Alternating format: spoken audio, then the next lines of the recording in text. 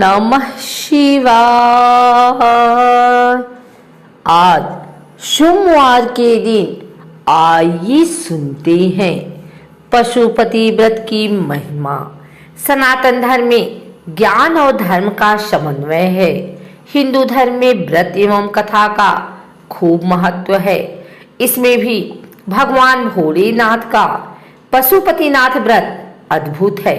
धर्माचार्यों की माने तो अति शीघ्र लाभ पाने के लिए यह व्रत उत्तम है। आइए सुनते हैं पशुपतिनाथ व्रत की महिमा। पशुपतिनाथ व्रत क्या है? पशुपतिनाथ व्रत कैसे करें? ये व्रत को पशुपतिनाथ व्रत क्यों कहते हैं? ये व्रत किसी करना चाहिए? ये व्रत से क्या लाभ होते हैं? पशुपतिनाथ व्रत की विधि क्या है?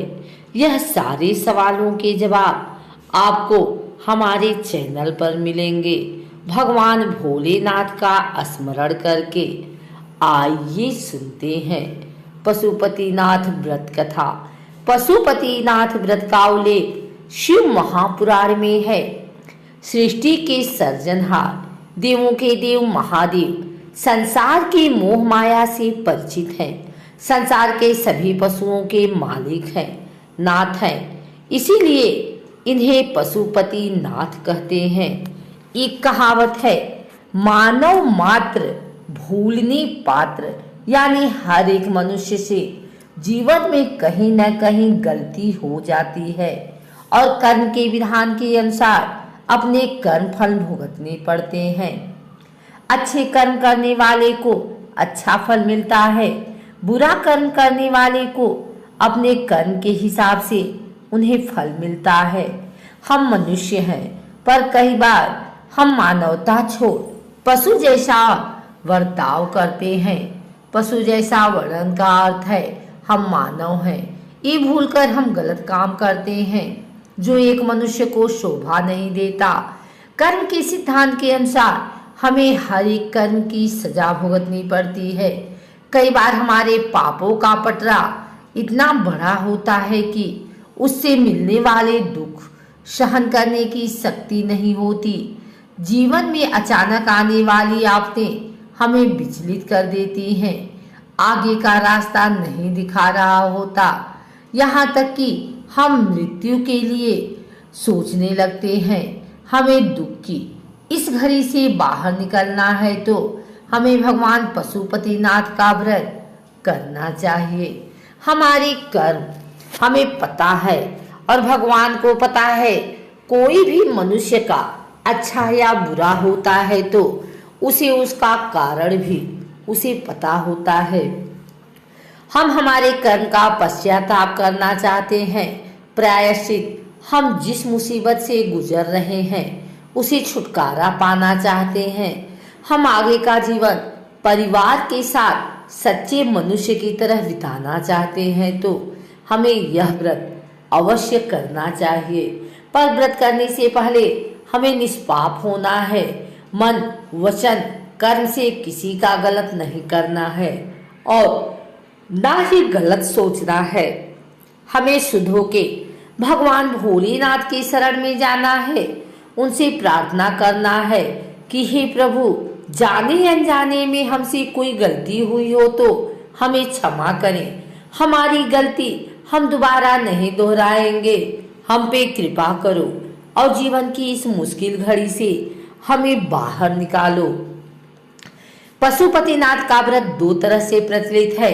दोनों प्रकार के व्रत की विधि मैं वर्णन कर रही हूँ।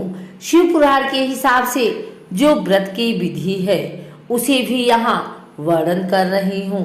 हमें सच्चे मन से भगवान भोलेनाथ की भक्ति करनी है। यह हमारा लक्ष्य होना चाहिए। मैं यहाँ दो व्रत की विधि बता रही हूँ क्योंकि लोग दोनों व्रत करते हैं और अपनी श्रद्धा के अनुसार फल की प्राप्ति करते हैं। भगवान शंकर को भोलेनाथ कहते हैं क्योंकि वो भक्तों की मनोकामना शीघ्र ही पूरी करते हैं। पशुपतिनाथ व्रत की मनोकामना पूर्ण करने वाला और सभी समस्या दूर करने वाला व्रत है। पशुपतिनाथ व्रत सोमवार को आरंभ किया जाता है। इसे आप किसी भी महीने के किसी भी सोमवार से आरंभ कर सकते हैं।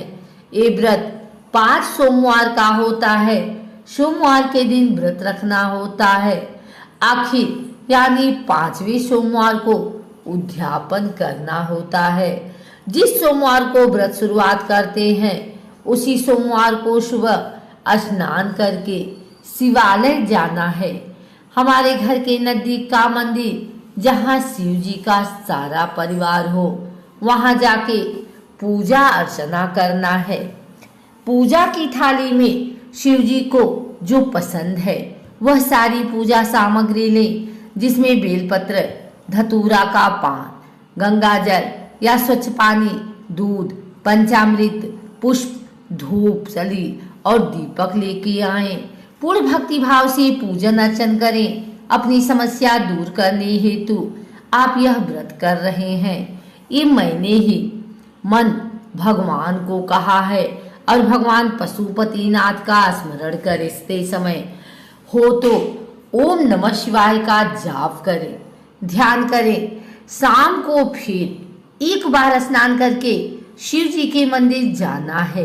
पूजा की थाली में 6 दीपक लेके जाएं, 5 वहीं पर मंदिर में जलाएं और छठा दीपक अपने घर लाना है। छठे दीपक को घर के प्रवेश द्वार में ही दाहिनी बाजू में रखकर उसे प्रज्वलित करें। शाम को मंदिर में प्रसाद लेके जाना है। प्रसाद में कोई भी मिठाई बना सकते हैं। इसमें चूरमा के लड्डू, सिरा, खीर, कोई भी मिठाई ला सकते हैं। प्रसाद का 3 हिस्सा करना है। 2 हिस्सा मंदिर में भगवान को अर्पित करना है। 1 हिस्सा का प्रसाद घर वापस लाना है। घर के सभी सदस्य में बांटना है। खुद भी ग्रहण करना है। व्रत के समय पूरे दिन नमक नहीं खाना है। दिन में फलाहार कर सकते हैं। शाम की पूजा के बाद रात का खाना खा सकते हैं। ये व्रत 5 सोमवार तक करना है। प्रति सोमवार इस प्रकार भगवान भोलेनाथ की आराधना करनी है। कलयुग में अति शीघ्र फल देने वाला पशुपतिनाथ का ये व्रत का उल्लेख पुराणों में विदित है। पुराणों में श्रद्धा और भक्तिभाव से भोलेनाथ का ये व्रत किया जाता है। अवश्य फल की प्राप्ति होती है। पशुपतिनाथ व्रत कोई भी स्त्री और पुरुष कर सकता है। ये व्रत खंडित किए बगैर लगातार 5 सोमवार करना चाहिए। स्त्री अपने मासिक धर्म के दौरान परिवार के कोई स्नेही स्वजन से पूजन करा सकती है। यदि किसी कारणवश व्रत के दिन पूजन शक्य नहीं है तो व्रत जरूर करें। 5वें सोमवार को इस व्रत का उद्यापन करना है। उद्यापन के दिन भी व्रत करके भगवान भोलेनाथ का पूजन करना है। उस दिन नमः शिवाय का जाप करके 108 बेलपत्र चढ़ाएं, 1 श्रीफल लें और उस पे 7 बार मौली लपेटें। श्रीफल शिव जी को चढ़ाएं। भोग में मिठाई के साथ ऋतु फल का भी भोग लगाएं। मंदिर में ब्राह्मण को दक्षिणा प्रदान करें। 1 समय का कच्चा खाना देना है और जो भी अपनी शक्ति के अनुसार दे सकते हैं प्रदान करें। मनुष्य पूर्ण श्रद्धा और भक्ति से ये व्रत करता है तो उसे अवश्य लाभ होता है।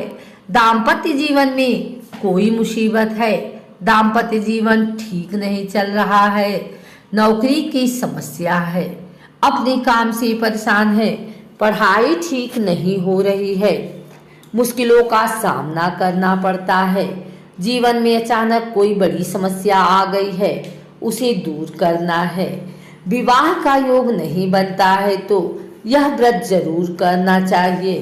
निसंतान वैवाहिक जोड़े को संतान प्राप्ति के हेतु ये करना चाहिए। ऐसी कई मनोकामनाएं पूर्ण करने हेतु भगवान पशुपतिनाथ का व्रत किया जाता है। आप ये व्रत लगातार कर सकते हैं, यानी कि ये व्रत 1, 3, 6, 12 दिन तक कर सकते हैं। एक कई महीनों या साल तक भी कर सकते हैं। ये व्रत शिवालय यानी भगवान शिव के मंदिर में करना चाहिए। भगवान शिव की पूजा सुबह में भी करनी चाहिए और प्रदोष काल में भी करना चाहिए। भगवान शिव के प्रिय वस्तु से पूजन करना है। भगवान पशुपतिनाथ 5 मुखी हैं, इसीलिए हमें हर एक रूप के लिए एक दीपक प्रज्वलित करना है। सुबह और शाम 5-5 दीपक जलाएं। भगवान पशुपतिनाथ को जो भी अर्पित करें वे 5 बार करें। भगवान पशुपतिनाथ के 5 मुख हैं। हम शिवलिंग की पूजा करते हैं, पर हमें अंतर मन से ध्यान करना है कि पंचमुखी भगवान हमारे सामने हैं, हम उनकी आराधना कर रहे हैं। व्रत करने वाले को हो सके तो श्वेत वस्त्र धारण करना चाहिए। भगवान को जो अर्पित करेंगे वो भी श्वेत वस्त्र ही अर्पित करेंगे। सुबह के पूजन में आप फलों का भोग लगाएं और शाम मिठाई का भोग लगाएं। व्रत के समय से फलाहार करना है। शाम को पूजन के बाद मीठा और सात्विक भोजन कर सकते हैं। घी से बना हुआ मीठा भोजन ग्रहण कर सकते हैं। व्रत संपूर्ण पवित्रता से होना चाहिए। इस समय अशुद्ध जगह में नहीं जाना चाहिए। सूतक वाला घर या मासिक धर्म वाली महिला के अंतर बनाए रखें। हमें काम, क्रोध, लोभ, मोह से दूर रहना चाहिए। किसी की निंदा नहीं करनी चाहिए, नहीं किसी की निंदा सुननी चाहिए। किसी भी व्रत की तरह इसमें भी ब्रह्मचर्य का पालन करें। भगवान पशुपतिनाथ का ध्यान करते हुए अभिषेक करना चाहिए। हम जो भी अर्पण करें पशुपतिनाथ का स्मरण करके करें। 108 बेलपत्र अर्पण करें। श्वेत फूल, स्वर्ण, कमल, धूप, 5 दीपक प्रज्वलित करें। प्रदोष काल में भगवान शिव की पूजा उत्तम मानी जाती है। शाम को पूजा जरूर करें। जब हम व्रत करते हैं तब उपवासक आवश्यक है कि हमें व्रत के दिन उपवास करना है। हम जो चीजें उपवास के दिन खा सकते हैं वह हम पशुपतिनाथ का व्रत कर सकते हैं। हमारे ऋषि मुनियों ने हमें उपवास के दिन फलाहार करने को कहा है।